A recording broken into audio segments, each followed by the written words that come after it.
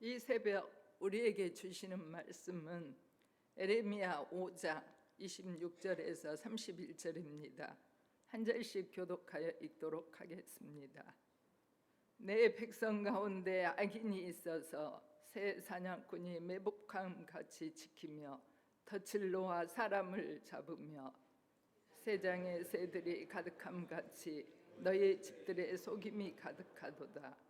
그러므로 너희가 번창하고 거부가 되어 살찌고 윤택하며 또 행위가 심히 악하여 자기 이익을 얻으려고 송사 곧 고아의 송사를 공정하게 하지 아니하며 빈민의 재판을 공정하게 판결하지 아니하니 내가 이 일들에 대하여 벌하지 아니하겠으며 내 마음이 이 같은 나라에 보복하지 아니하겠느냐. 여호와의 말씀이니라. 이 땅에 무섭고 놀라운 일이 있도다. 선지자들은 거짓을 예언하며 제사장들은 자기 권력으로 다스리며 내 백성은 그것을 좋게 여기니 마지막에는 너희가 어찌하려느냐. 아멘. 반갑습니다.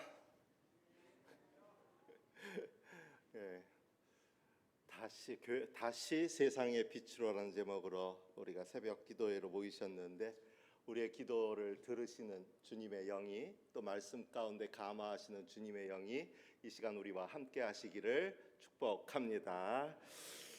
제 고향이 경기도 김포입니다. 제가 이 얘기를 보통 하면 사람들이 우와 좋겠네요 그러더라고요.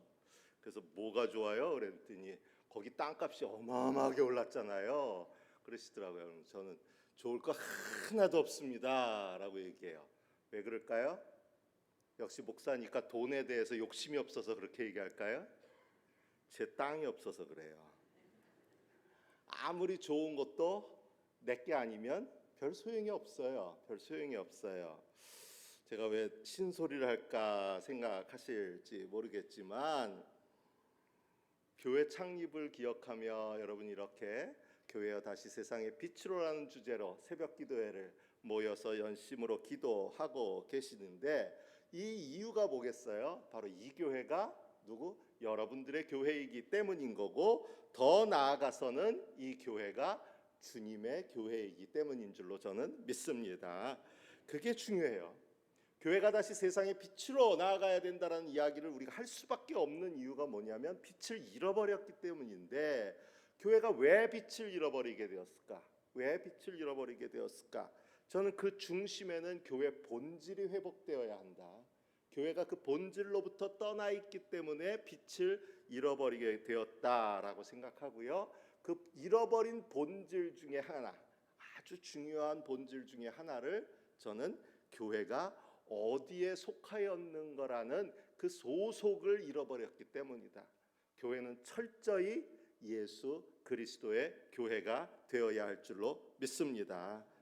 오늘날 교회의 위기를 많은 사람들이 이야기하는데, 교회의 위기는 단지 교인 수가 줄어들고 또 교회 재정이 열악해지는 것에 있지 않습니다. 마찬가지로 교회 부흥도 마찬가지입니다.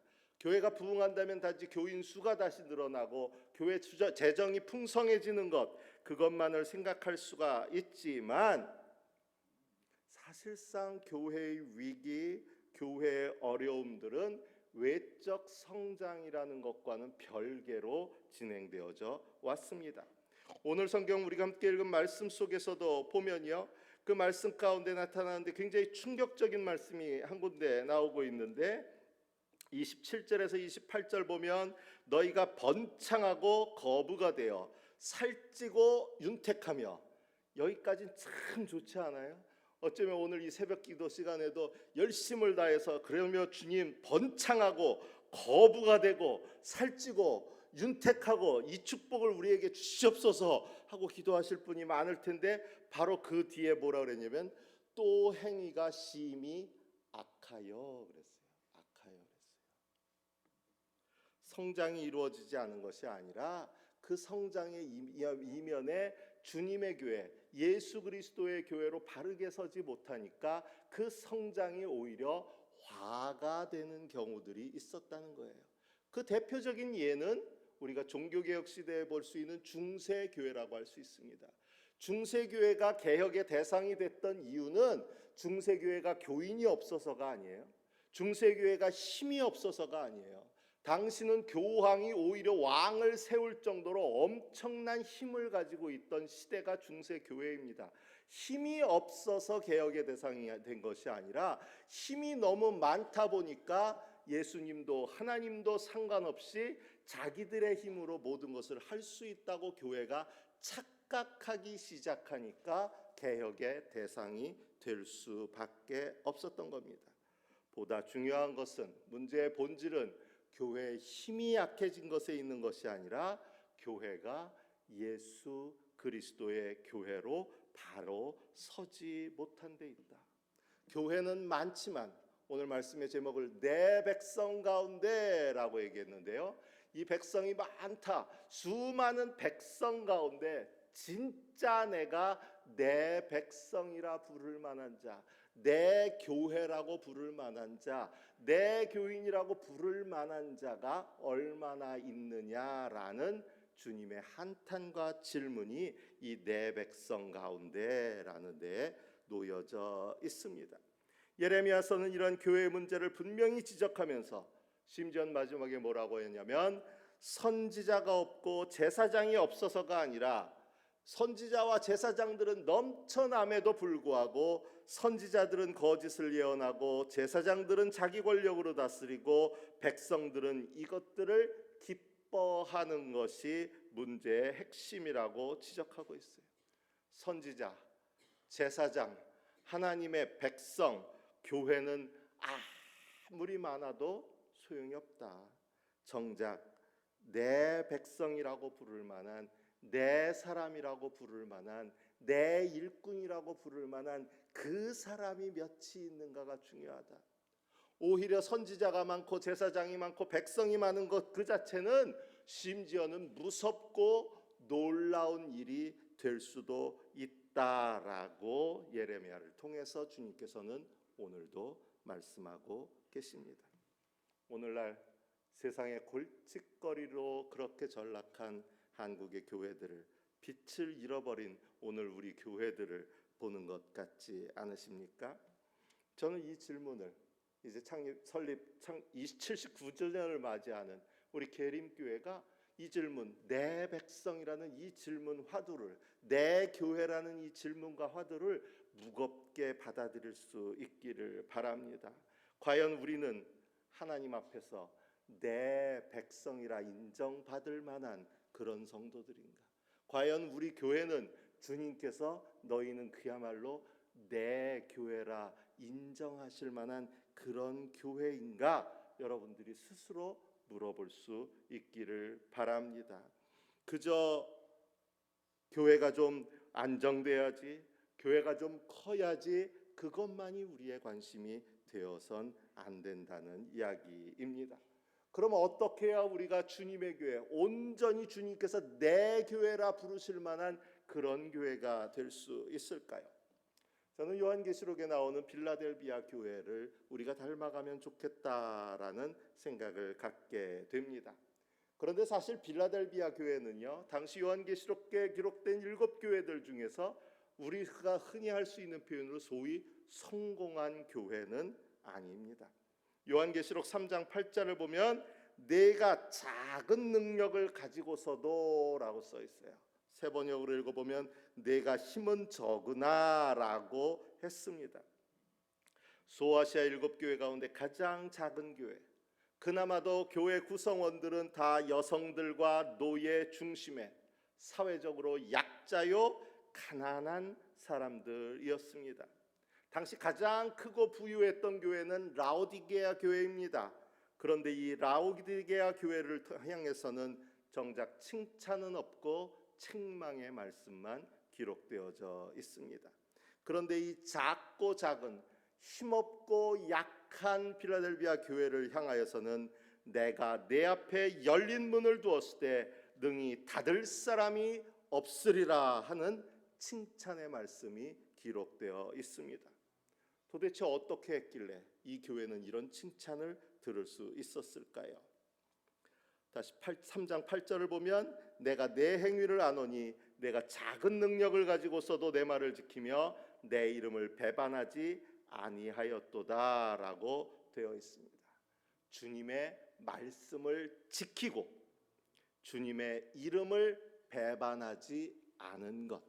저는 이 표현을 주님의 이름을 더럽히지 않은 것이라는 표현으로 바꿔 읽고 싶은데요. 그것이 바로 오늘 빌라델비아 교회를 칭찬받는 교회로, 주님께서 내 교회라 불러주실 만한 교회로 세워지게 된 이유라고 생각합니다. 내 말을 지킨다라는 이 말 속에서 저는 신앙의 중심을 생각하게 됩니다. 신앙이라는 것은 내 뜻, 내 생각, 내 소원을 내려놓고 주님의 뜻, 주님의 말씀, 하나님의 계획을 이루어 가는 것입니다. 하나님의 능력을 힘입어서 누구 소원을? 내 소원을 이루는 것이 신앙이 아니라 나를 통해 하나님의 뜻이 이루어지기를 구하고 바라는 것, 이것이 바로 신앙의 삶이에요. 그런데 우리는 무엇이든지 열심으로 구하기만 하면 된다고 했으니까 하나님의 뜻은 나랑 상관없이 나는 내 뜻만 부르짖으란다 하고 부르짖는 목소리가 높아가니까 주님께서는 선지자들이 거짓을 말하는구나 라고 얘기할 수밖에 없었던 거예요. 오늘 많은 교회들이 자꾸 어려움을 겪게 되는 그 중심에는 이 내 뜻이 있습니다. 목사, 장로, 권사, 집사들이 다들 저마다 자기 뜻을 주장합니다. 그리고 자기 뜻대로 되지 않으면 교회의 질서를 어지럽힙니다. 지난주에 우리 교단 총회가 있었는데요. 노회나 총회도 자꾸 시끄러워지는 이유가 자기 뜻을 주장하려다 보니까 다툼이 일어나고 시끄러워지고 어려움을 겪게 됩니다. 우리가 지켜야 할 것은 내 뜻이 아니라 오직 주님의 말씀, 주님의 뜻이 되어야 할 줄로 믿습니다. 그런가 하면 또 하나, 교회의 이름으로 주님의 이름을 배반하는 경우도 있습니다. 31절 말씀을 세 번역을 읽어보면 예언자들은 거짓으로 예언을 하며 제사장들은 거짓 예언자들이 시키는 대로 다스리고 나의 백성은 이것을 좋아하니 라고 했습니다. 진리이신 주님이 아니라 자신들의 뜻으로 똘똘 뭉쳐서 한 통속이 되어 있는 모습을 이야기하고 있습니다. 일전에 어느 뉴스를 보다 보니까 어떤 목사님이 교회 식구들한테 신앙을 가르쳤다는데 순종이 아니라 복종하는 신앙이 되어야 한다고 가르쳤다고 그래요. 그래서 야, 대단하다. 오늘 시대에 나는 순종하라는 소리도 하기 참 어려운데 순종이 아니라 복종하라고 하다니 저 능력 좀 배우고 싶다 싶었는데 좀 있다가 바로 뒤이어서 취소했습니다. 난 저건 절대 배우고 싶지 않다 했습니다. 왜요? 우리가 순종을 넘어 복종 좋습니다. 근데 그 대상은 누가 돼야 돼요? 주님이 돼야죠. 우리가 주님께 순종하고 주님께 복종할 수 있는 교회와 성도가 돼야죠. 그런데 목사한테 복종하라고 가르쳤어요. 목사한테. 교회가 똘똘 뭉쳐서 복종하면 뭐합니까? 주님이 아니라 목사 뜻만 따르다 보니까 광화문에서 자꾸 시끄러운 소리만 내게 되는 거예요. 우리가 순종해야 될 대상, 우리가 따라야 할 대상, 오직 주님 한 분 되셔야 할 줄로 믿습니다. 우리가 드러내야 될 것은 우리의 이름, 계림이라는 이 이름이 아니라 주님의 이름이 돼야 돼요. 주님의 이름이 돼야 돼요. 아까 기도하시면서 세 분 집사님 얘기하셨어요. 이 교회를 설립하시기 위해서 얼마나 애쓰신 세 분, 그분들의 이름을 기억한다는 거 소중한 일이에요. 역사를 기억해야죠. 당연하죠. 그런데 이 교회가 그렇다고 세 분 집사님 가문 교회인가요? 그럼에도 불구하고 여전히 여러분들 모두가 잊지 말아야 할 한 가지, 그것은 뭐냐면 이 교회는 누구의? 주님의 교회입니다. 이것을 잃어버리면 안 돼요. 주님의 뜻이 바로 서야 하고 그 주님의 뜻에 순종해야 하는, 주님의 뜻 아래 하나가 될 때 우리 계림교회가 혼탁해져 가는 이 세상, 교회들은 많지만 정작 비춰야 할 빛은 비치지 못하고 어둠 가운데 한 통속이 되어가고 있는 이 세상 가운데서 주님이 너는 내 백성이다, 너는 내 교회라 인정해 주실 만한 참 빛을 비추는 그런 교회가 되어질 줄로 믿습니다. 그리고 그런 교회 앞에 우리 주님께서는 열린 문을 놓여 주신다고 했습니다. 광주 계림교회가 바로 그런 교회가 되시기를 바랍니다. 기도하겠습니다.